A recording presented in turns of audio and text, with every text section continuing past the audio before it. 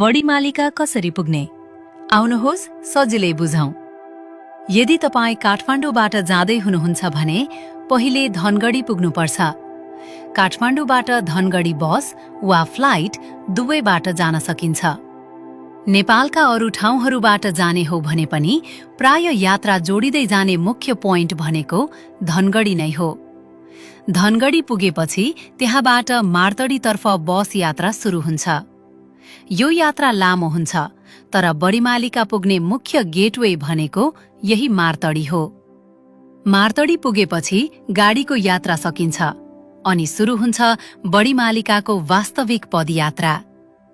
यो ट्रेक सामान्यतया 3 दिनमा गरिन्छ। पहिलो दिन मार्तडीबाट हिँडेर सोता पाटन पुगिन्छ। यो दिनको बाटोमा पहाडी उकालो ओह्रालो, गाउँ बस्ती र बिस्तारै खुल्दै जाने हिमाली दृश्यहरू देखिन थाल्छन्। दोस्रो दिन सोता पाटनबाट त्रिवेणी पाटनतर्फ लागिन्छ। यही भागमा यात्रा अझ रमाइलो हुँदै जान्छ, किनकि खुला पाटन, हरियाली भूभाग, चिसो हावा र टाढासम्म फैलिएको पहाडी दृश्यले यात्रालाई अझ विशेष बनाउँछ। धेरै यात्रुहरूका लागि यही सेक्सन बडीमालिका यात्राको सबैभन्दा सुन्दर भाग मानिन्छ। तेस्रो दिन त्रिवेणी पाटनबाट अन्तिम उकालो पार गर्दै बडीमालिका पुगिन्छ। यही दिन मुख्य दर्शन, घुमफिर, फोटो खिच्ने र वरिपरिको अनुपम दृश्य हेर्ने समय हुन्छ।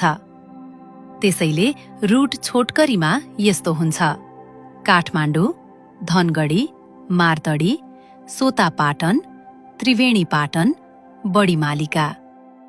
यो यात्रा प्लान गर्दा केवल गाडीको समय होइन, 3 दिनको ट्रेकिङ टाइम, बस्ने ठाउँ, तातो लुगा, पानी र आवश्यक स्न्याक्स पनि तयारी गरेर जानु राम्रो हुन्छ।